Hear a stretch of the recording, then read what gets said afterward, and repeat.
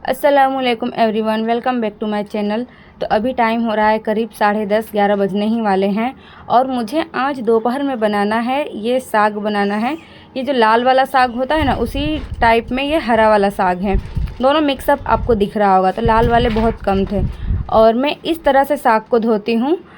मुझे है ना, क्योंकि एक बार जब मैंने साग को ऐसे ही धो दिया था, मैंने नहीं, किसी ने मेरे ससुराल में धो दिया था और जब मैंने उसको बनाया ना तो पूरा वो उसके जो पॉट होता है कढ़ाई, उसमें है ना नीचे छोटे छोटे मिट्टी के दाने बैठ गए थे।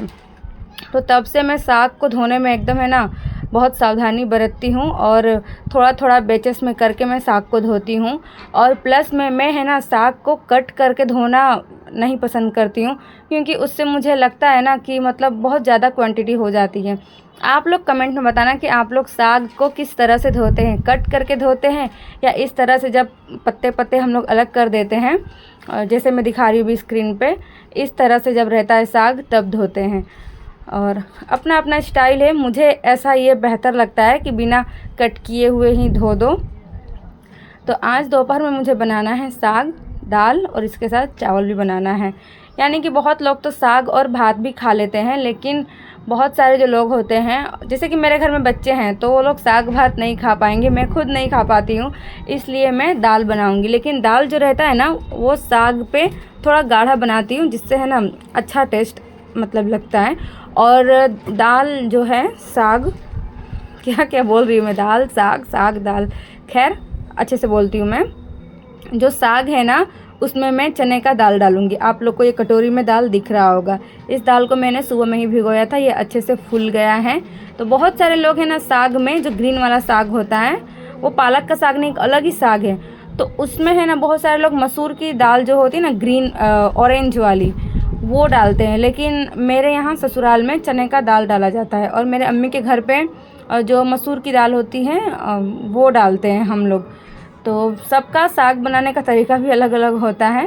और मैं बनाती हूँ प्याज और मिर्ची को लाल करके, और बहुत सारे लोग मेथी और मिर्ची का छौंका दे करके बनाते हैं, या फिर साग बनाने के बाद ऊपर से छौंकते हैं। बहुत गांव में ऐसा देखा है मैंने। खैर, बहुत लेक्चर दे दिया मैंने साग बनाने के ऊपर। और मेरे पास देखिए वैसे कोई ज़्यादा कंटेंट है नहीं, क्योंकि मेरा घर वैसा एस्थेटिक है नहीं कि मैं प्रॉपर आप लोग को रोज़ यहाँ से चीज़ वहाँ रख कर, यहाँ से प्लांट वहाँ रख कर दिखाऊँ और कुछ कुछ मतलब न्यू करती रहूँ। ऐसा कुछ करने लायक मेरे घर में है नहीं।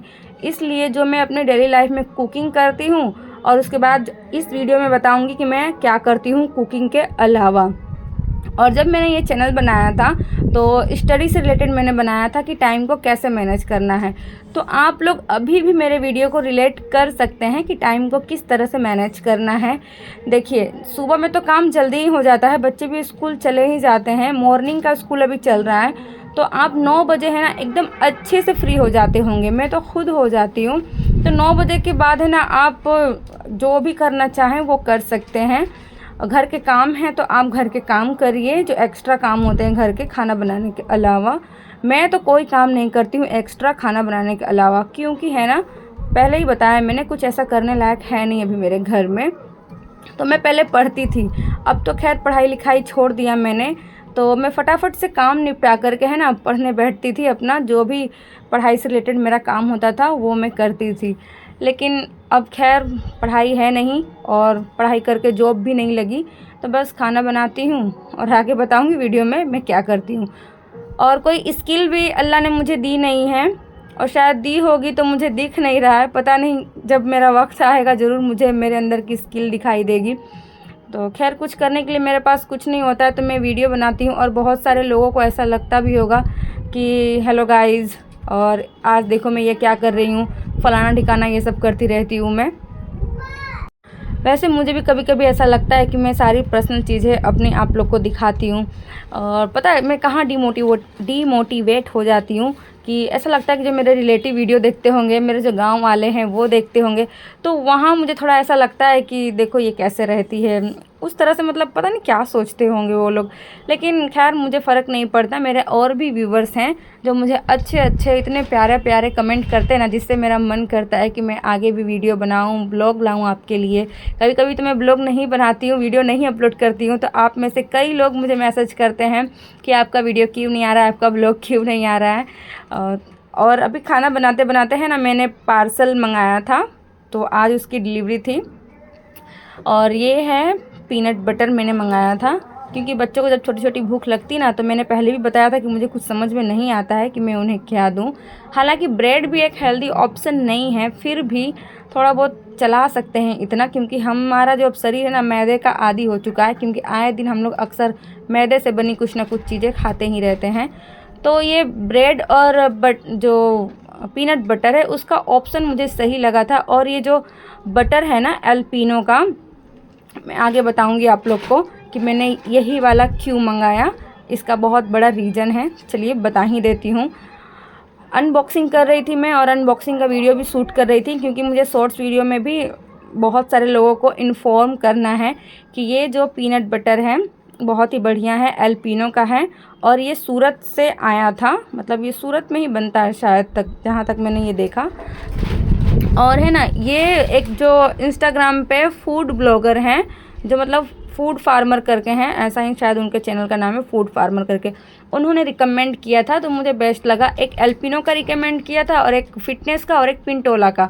तो इसमें से मैं है ना तीनों मंगा चुकी हूँ। तो अभी सबसे अच्छा प्राइस जो ऑप्शन था वो एल्पिनो में था, इसलिए मैंने अभी एल्पिनो को मंगाया। इसमें है ना क्रंची वाला नहीं है, ये बहुत ही स्मूथ सा है और बहुत ही बढ़िया है, आप लोग मंगा सकते हैं। और ये स्पॉन्सर्ड वीडियो बिल्कुल भी नहीं है, ये मैं अपने रियल लाइफ एक्सपीरियंस पे आपको बता रही हूँ।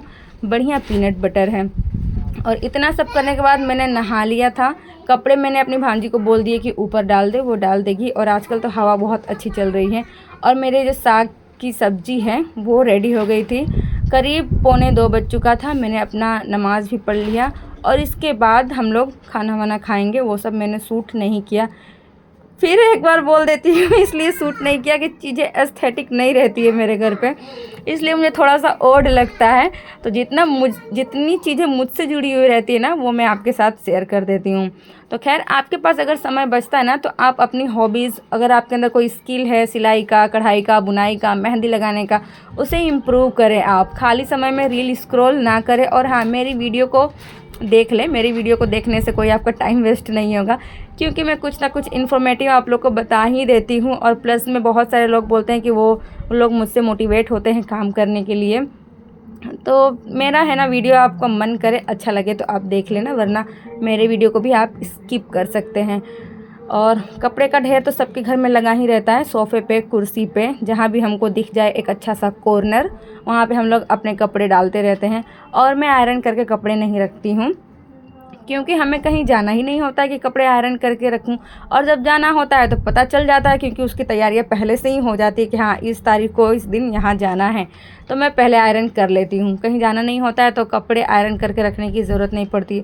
और डेली लाइफ में तो इतना आलस आता है कि हम लोग कपड़े आयरन करके पहनते ही नहीं है। मैं तो खुद नहीं पहनती हूँ। और ये भी स्क्रीन पर आपको अच्छा सा दिख रहा होगा मेरा ड्रेस, लेकिन ये भी एकदम घुचड़ मुचड़ हो रखा है। और सब कुछ हो चुका है, सब लोग खाना वाना खा लिए हैं, अभी ये आराम कर रहे हैं। मैंने भी खाना खा लिया है, और मैं भी अब कुछ नहीं करूँगी। वही मैंने आपको कहा ना कि आगे बताऊँगी कि मैं क्या करती हूँ। कुछ नहीं करती हूँ, बैठ करके वीडियो स्क्रॉल करूँगी या एडिटिंग करूँगी, और अपने वीडियो की एडिटिंग करूँगी, या फिर कुछ इन्फॉर्मेटिव अगर कुछ ऐसा लगता है तो वो भी मैं भी सीखती हूँ। और कुछ खास मेरे अंदर तो स्किल है नहीं कि मैं कुछ करूँ, बस यही मेरा रूटीन रहता है। खाना वाना बन गया, फ़ोन लेके बैठ जाती हूँ, कुरान शरीफ पढ़ती हूँ, नमाज़ पढ़ती हूँ अपने खाली टाइम में। और थोड़े बहुत सोशल मीडिया से इंटरेक्ट रहना भी ज़रूरी है, कि आए दिन क्या चल रहा है, तो वो भी मालूम पड़ जाता है। बस यही मेरा रूटीन होता है, और कोई काम वाम मैं नहीं करती हूँ। अब ये शाम का टाइम है, जब मेरे पास कुछ भी नहीं रहता है तो मैं कुकिंग करती हूँ। तो शाम को बच्चों को जब भूख लग जाती है तो कुछ ना कुछ ऑप्शन करना ही पड़ता है, क्योंकि मेरी सासू माँ को भी लग जाती है भूख। तो आज मैंने दाल पीसा था, दाल पीस के उसमें प्याज कट करूँगी और हरी मिर्ची कट करूँगी। और जब मैंने दाल पीसा था उसी के साथ मैंने लहसुन और 1-2 सूखी हुई लाल मिर्च ऐड की थी और पीसा था मैंने। आप चाहें तो अदरक भी डाल सकते हैं। और थोड़ी सी काली मिर्च भी मैंने कूट के इसके अंदर डाली, क्योंकि मेरे पास पाउडर अभी ख़त्म हो गया था। और नमक डाल दिया। इसको अच्छे से मैंने मिक्स कर लिया। फिर अब नमक डालना बाकी है, अभी नमक हम लोग इसमें लास्ट में डालेंगे। और इसके बाद अच्छे से मिक्स कर लूँगी। और मिक्स करने के बाद तवे पे जैसे पपड़ा बनाते हैं, मैंने पिछले वीडियो में बताया था कि पपड़ा बोलते हैं हम लोग, तो इसे है ना, अगर आप चाहें तो रिफाइंड ऑयल में, घी में और ये सरसों के तेल में भी बना सकते हैं, लेकिन बिहार में ख़ास करके सरसों के तेल में ये बनाया जाता है। तो पहले तो मैंने रिफाइंड ऑयल डाला था, लेकिन मैंने उसको फिर हटा दिया। फिर उसके बाद ये जो सरसों का ऑयल है उसे डाला और अच्छे से तवे को एकदम हीट कर लेना होता है और तेल से ग्रीस कर लो, अच्छे से पूरा फैला दो और फिर उसके बाद डालो। आपका जो पपड़ा है वो बिल्कुल भी चिपकेगा नहीं। और ये मेरा जो तवा है वो लोहे का तवा है। और साइड में मैंने बिठाया है चाय नहीं, दूध बिठाइए, क्योंकि दूध भी आ गया था शाम को, तो मैंने सोचा कि चलो बॉईल कर लेते हैं उसे भी। और मैं अभी ये दिखा रही हूँ आपको, ये उड़द की दाल है और इसके नीचे मैंने चावल धो के रखा। ये कोटे वाला चावल है। मेरी अम्मी सूरत से आई थी ना, तो मेरे लिए थोड़ा सा लेकर आई थी। तो मैंने सोचा कि चलो इडली बनाते हैं, बहुत दिन हो गए हैं। तो अच्छे से रिसर्च करके मैंने इडली के लिए सब दाल और चावल भिगो दिया है। और जब मैं इसे बनाऊंगी तो आप लोग के साथ वीडियो ज़रूर शेयर करूंगी। शाम को इसको पीसूंगी, मतलब अभी शाम तो हो ही रहा है, तो आज ही पीसूंगी, क्योंकि सुबह से ही मैंने उसको फुला के रखा है। और ये यहाँ पे थोड़ा सा जल गया था क्योंकि अजान हो गया था। और जब अजान हो जाता है ना मगरिब का, तो मुझे बहुत ही ज़्यादा एंजाइटी हो जाती है कि नमाज़ पढ़ूँ, कि सासू माँ को भूख लगी है उसको देखूँ, या मेरे बच्चों को भूख लगी है उसको देखूँ। उम्मीद करती हूँ आप लोग को मेरा ये छोटा सा ब्लॉग अच्छा लगा होगा। और इडली का बैटर एकदम अच्छे से फर्मेंट हुआ है, आप लोग देख लो स्क्रीन पे। और मैंने इसे किस तरह से पीसा था और फर्मेंट किया था वो आगे आने वाले वीडियो में बताऊँगी।